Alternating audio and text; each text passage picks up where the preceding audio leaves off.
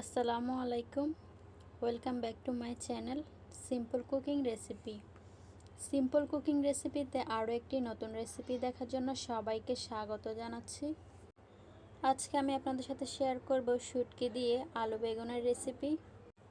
এই রেসিপিটি একদম ঝটপট তৈরি করা যায় আর খেতেও দারুণ মজা লাগে। আপনারা বাসায় এইভাবে সহজভাবে ঝটপট এই রেসিপিটি তৈরি করে নিতে পারেন। শুটকির নাম শুনলেই কিন্তু জিভে পানি চলে আসে। শুটকির ভর্তাই বলেন আর যে কোনো রান্নাই বলেন, শুটকির কথা শুনলে জিভে কেমন জল চলে আসে। শুধুমাত্র শুটকি দিয়ে এক থালা ভাত নিমিশে খাওয়া যায়। তো চলুন কথা না বাড়িয়ে ঝটপট মূল রেসিপি দেখে নেওয়া যাক। শুটকি আলু বেগুন রেসিপির জন্য এখানে আমি বড় সাইজের একটা বেগুন কেটে নিয়েছি। বেগুনগুলোকে আমি মাঝখান দিয়ে টুকরো করে একটু গোল গোল সাইজের করে কেটে নিয়েছি। সাথে আমি ময়লা শুটকি নিয়েছি আর এদিকে নিয়েছি আলুগুলো দেখতেই পাচ্ছেন আমি সিদ্ধ করে নিয়েছি। সিদ্ধ করে হাত দিয়ে আমি আলুগুলোকে ভেঙে দিয়েছি। আর এদিকে ময়লা শুটকি আমি গরম পানি দিয়ে ধুয়ে নিয়েছি, যাতে করে শুটকি থেকে কোনো প্রকার গন্ধ না আসে। শুটকিগুলো খুব ভালো করে গরম পানি দিয়ে ধুয়ে নিতে হবে। আর আলুগুলো এইভাবে সিদ্ধ করে নেবেন, সিদ্ধ করে হাত দিয়ে ভেঙে দেবেন। বেগুনটা এখানে আপনারা যে কোনো বেগুন দিয়ে রান্নাটা করতে পারেন। আমি এখানে গোল সাইজের যে বেগুনটা আছে সে বেগুনটাই নিয়েছি। তো এখানে আমি রান্নার জন্য একটি চুলায় প্যান বসিয়ে দিলাম। প্যানে দিয়ে দিব পর্যাপ্ত পরিমাণে সয়াবিন তেল। তেলটা এখন মিডিয়াম আঁচে গরম করে নেব। তেলটা মিডিয়াম আঁচে গরম করে নিয়েছি। এ পর্যায়ে মাঝারি সাইজের একটি পেঁয়াজ কুচি কেটে নিয়েছি। মাঝারি সাইজের পেঁয়াজ কুচি দিয়ে দিলাম। পেঁয়াজ কুচিটা এবার আমি খুব ভালো করে নেড়েচেড়ে দিয়ে বাদামি রং করে ভেজে নেব। পেঁয়াজগুলো নরম হওয়ার জন্য এখানে আমি 1 চামচ লবণ দিয়ে দিলাম। সাথে এখানে মাঝারি সাইজের একটি টমেটো কুচি দিয়ে দিলাম। টমেটো কুচি আমি স্লাইস করে কেটে নিয়েছি। টমেটো কুচি দেওয়ার পর আবারও খুব ভালো করে নেড়েচেড়ে দেব। টমেটো কুচি খুব ভালো করে নেড়েচেড়ে দিয়েছি। এ পর্যায়ে আমি মশলা অ্যাড করব। দিয়ে দিলাম 3 চামচ মরিচের গুঁড়া। এই রান্নাটা একটু ঝাল ঝাল হবে। দিয়ে দিলাম 2 চামচ হলুদের গুঁড়া।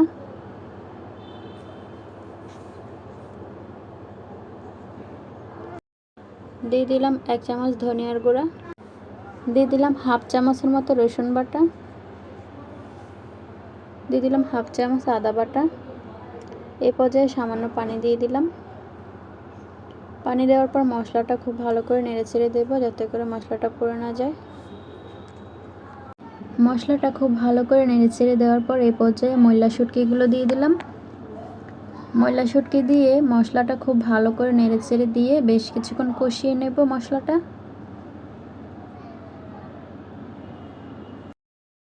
কিছুক্ষণ পর মশলাটা খুব ভালো করে কষানো হয়ে গেছে, মশলার গায়ে থেকে তেল ছেড়ে গেছে। এই পর্যায়ে আমি বেগুনগুলো দিয়ে দিলাম।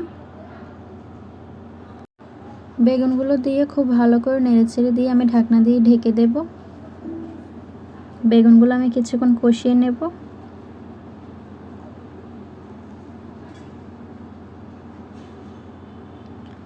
কিছুক্ষণ পর ঢাকনা খুলে একবার দেখে নেব বেগুনগুলো আমার কষানো হয়ে গেছে। এই পর্যায়ে আমি সিদ্ধ করে রাখা আলুগুলো দিয়ে দিলাম। আলুগুলো কিন্তু আমি মাঝখান দিয়ে ভেঙে দিয়েছি হাত দিয়ে, দেখতেই পাচ্ছেন। সাথে কয়েকটা গোটা কাঁচামরিচও দিয়ে দিলাম। এই পর্যায়ে আমি সামান্য পানি দিয়ে দিব।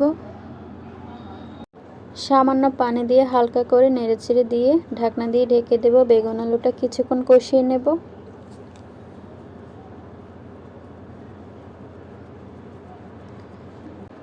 বেগুন আর আলু খুব ভালো করে কষানো হয়ে গেছে, আরও কিছুক্ষণ কষিয়ে নিয়েছি। এই পর্যায়ে ঢাকনা খুলে রান্নার জন্য ঝোলের পানি দিয়ে দিব পর্যাপ্ত পরিমাণে।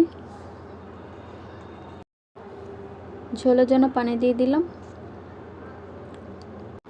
ঝোলের পানি দেওয়া হয়ে গেলে একবার খুব ভালো করে নেড়েচেড়ে দেব বেগুন আর আলু। বেগুন আলু খুব ভালো করে নেড়েচেড়ে দিয়েছি। এই পর্যায়ে আরও একটি টমেটো কুচি দিয়ে দিলাম। টমেটো কুচি দেওয়ার পর এইবার ঢাকনা দিয়ে ঢেকে রান্নাটা করে নেব। ফিরে আসছি রান্না হয়ে যাওয়ার পর। ফিরে এলাম রান্না হয়ে যাওয়ার পর। বেগুন আলু শুটকি তরকারি রান্না আমার হয়ে গেছে। এখন আমি নামিয়ে সার্ভ করে দেখিয়ে দিচ্ছি এটা কেমন হয়েছে। ফ্লেভারের জন্য এখানে আমি ধনেপাতা কুচি দিয়ে দিলাম।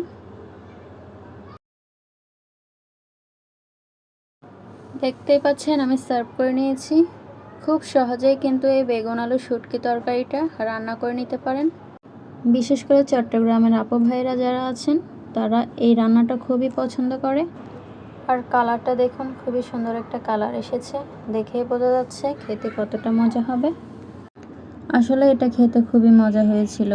এইরকম আরও নিত্য নতুন সহজে রেসিপি পেতে আমার চ্যানেলটিকে সাবস্ক্রাইব করে পাশেই থেকে যেতে পারেন।